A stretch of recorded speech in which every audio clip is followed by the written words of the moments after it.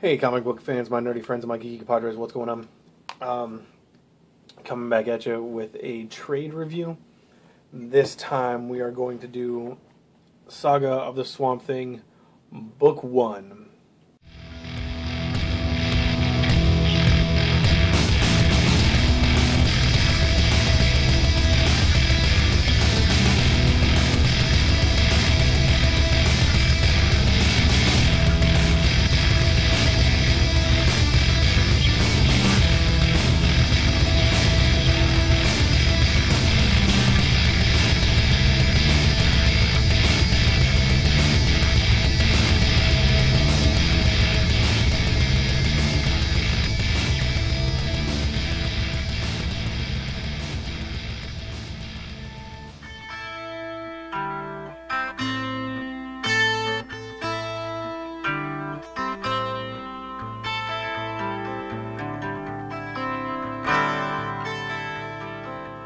Okay, first thing I want to say is this book is 3 parts brilliant, 2 parts beautiful, and a side of just awesome.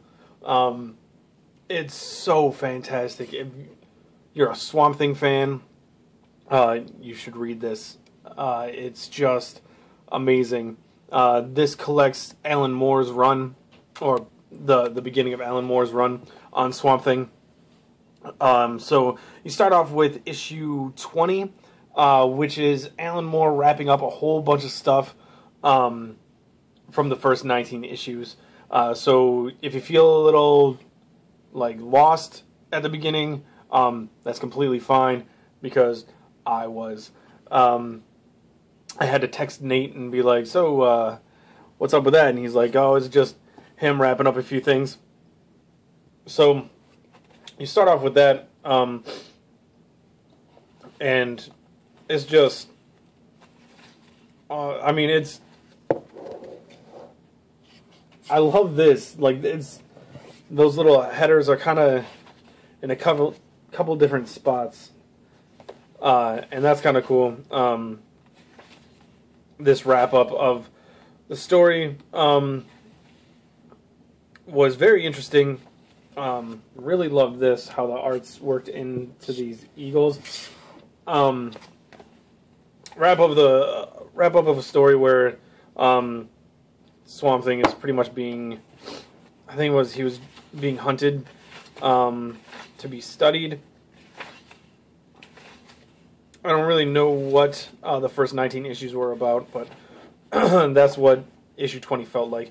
And then you start with issue 21 here.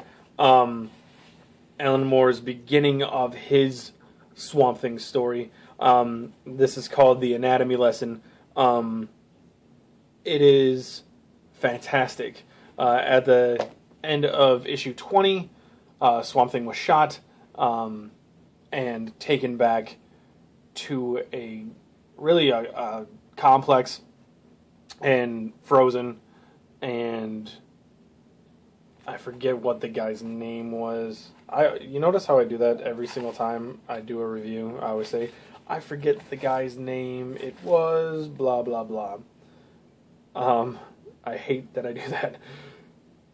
I forget the guy who hired him, but he hired Jason Woodrow, who is the Floronic Man, and to pretty much do an autopsy of Swamp Thing, find out what made him the way he was, and as Woodrow delves down into what makes Swamp Thing, he finds a way for himself to communicate with the Green,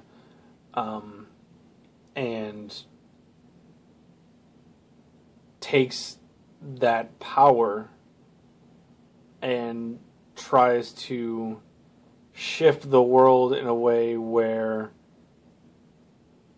plant life takes over pretty much the world. This goes on throughout pretty much the whole volume, this story. At least most of it. I think it goes to Goes from issue 21 to issue 24, I believe. Because there's 27. This collects issues 20 through 27. So 21 through 24 are all the story arc of Woodrow trying to give the Green what it wants by having it take over the world. Very, very awesome story, and the art is just there. This was just a random page I just opened up to, and every page is just as brilliantly drawn, and the colors are awesome, and like it's just so cool.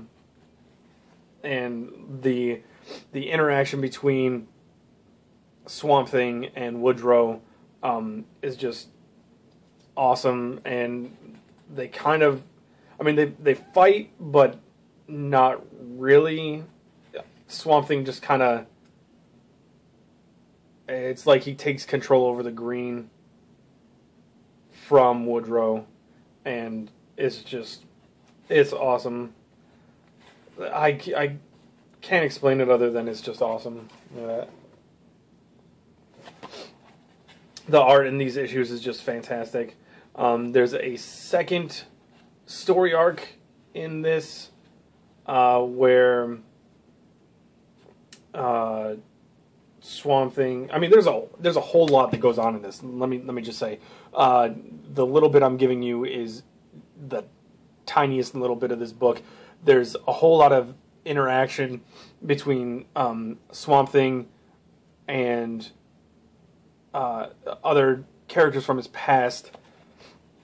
There's a part here where he starts remembering his wife, and there's his colleagues that he worked with to develop this serum kind of to help plant life. So Abigail and her husband Matt, and there's a ton that goes on in this book, and it's just awesome. I sat down and read issue 20 through 25 in one sitting. The only reason I stopped is to go have dinner. It's just awesome. And then this second story arc deals a lot with Abigail. She becomes sort of a helper at, I believe it's called Elysium Lawns. I think it's like it's a place for autistic kids. And there's this whole story with her trying to help this one child, Paul, with, he has this craziness going on about a Monkey King, and God, there's just so much that goes on in this book, and it's just phenomenal. And then the last issue or two have one of my favorite characters in it. Yeah, the end of issue 26 and all of issue 27 have Etragran, I think is how you pronounce his name. I don't know how everybody else pronounces it, but it's spelled Etrigan. He's awesome.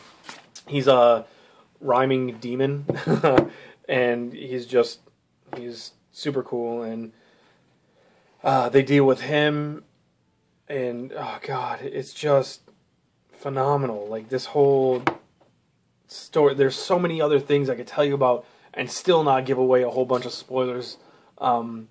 It's just awesome. If you get the chance, if you like Swamp Thing at all, this is the Swamp Thing.